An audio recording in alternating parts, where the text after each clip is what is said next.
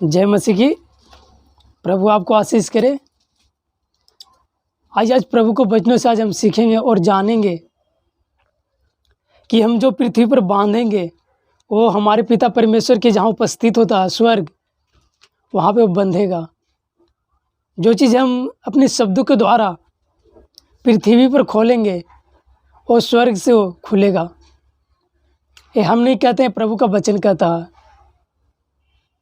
हम अगर बाइबल पढ़े, अगर मत्ती की किताब 18 अध्याय और 18 वचन पढ़ते तो इस तरह से लिखा हुआ है,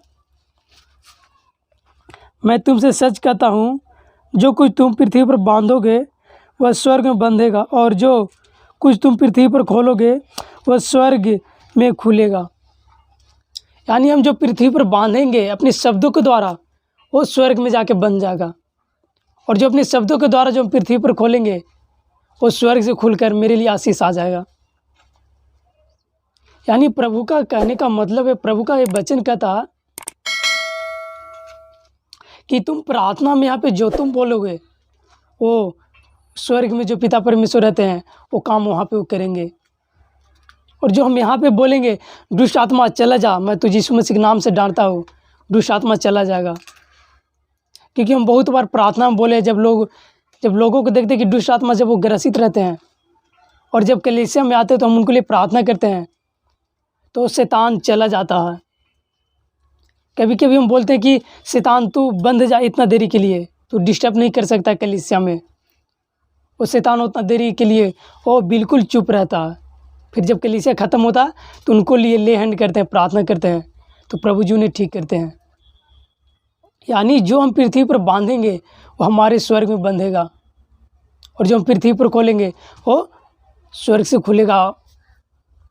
और इसी तरह से प्रभु का वचन कहता है कि जहाँ पे दो जन मेरे नाम से इकट्ठे होंगे और जो मांगेंगे मैं वो चीज़ उनको लिए दे दूँगा। आप मन में क्या प्रार्थना में मांगते हैं? क्या अपना स्वार्थ के लिए अपना प्रार्थना मांगते हैं, फिर प्रभु के राज को बढ़ाने के लिए?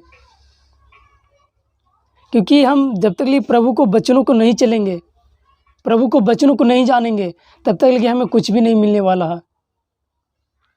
शुरू बार तो हम प्रभु से प्रार्थना मांगेंगे, प्रभु जी हमें एक बीमारी मुझे चंगा कर दें, प्रभु जी चंगा कर देंगे।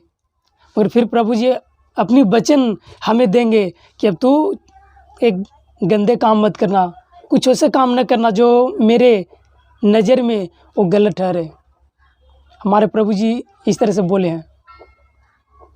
इसलिए हम जहाँ पे भी दो जन पिता परमेश्वर के नाम से इकट्ठे होते हैं, यीशु मसीह के नाम से इकट्ठे होते हैं, प्रभु का उपस्थित हमारे बीच रहता है और हम जो मांगते हैं वो मिलता है। हालेलुया।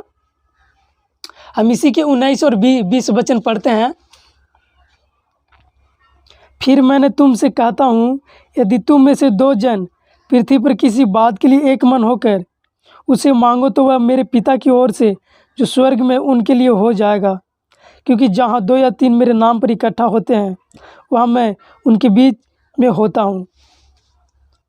जहाँ पे भी लोग 2 जन मेरे नाम से इकट्ठा होते हैं और जो प्रार्थना करके मांगते हैं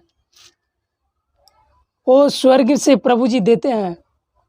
और जहाँ पे 2 से 3 जन लोग इकट्ठे होकर प्रार्थना मांगते हैं वहाँ पे हमारे प्रभु यीशु मसीह उपस्थित रहते हैं, पिता परमेश्वर उपस्थित रहते हैं और वो हमें देते हैं, आशीष करते हैं, हमें सामर्थ्य देते हैं, हमें प्रभु का वचन देते हैं जो हम उस पर चल सके, सही से प्रभु को वचनों को आगे बढ़ा सके।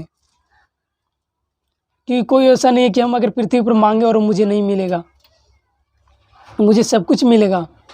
मगर प्रभु को वचन पे जब चलेंगे तब प्रभु के राज को बढ़ाने के लिए मांगेंगे तो मिलेगा। अगर हम अपनी शारीरिक अभिलाषाओं के लिए मांगेंगे तो प्रभु जी देंगे, मगर शारीरिक अभिलाषा आएगा जाएगा, आएगा जाएगा। और जब हम उधार पालेंगे तो एक बार उधार पालेंगे तो फिर हम अपना उधार वो प्रभु में बना रहेगा, आशीष से बना रहेगा, जब प्रभु अपनी इच्छा के अनुसार मुझे देंगे तो। इसलिए आप कोशिश करें कि जब आप इकट्ठे होते, ज़्यादा लोग होते हैं, तो 2 जन जहाँ पे प्रभु के नाम से उपस्थित होते हैं, प्रभु जी उन्हें पिता परमेश्वर के नाम से हमारे यीशु मसीह के द्वारा मिलता है।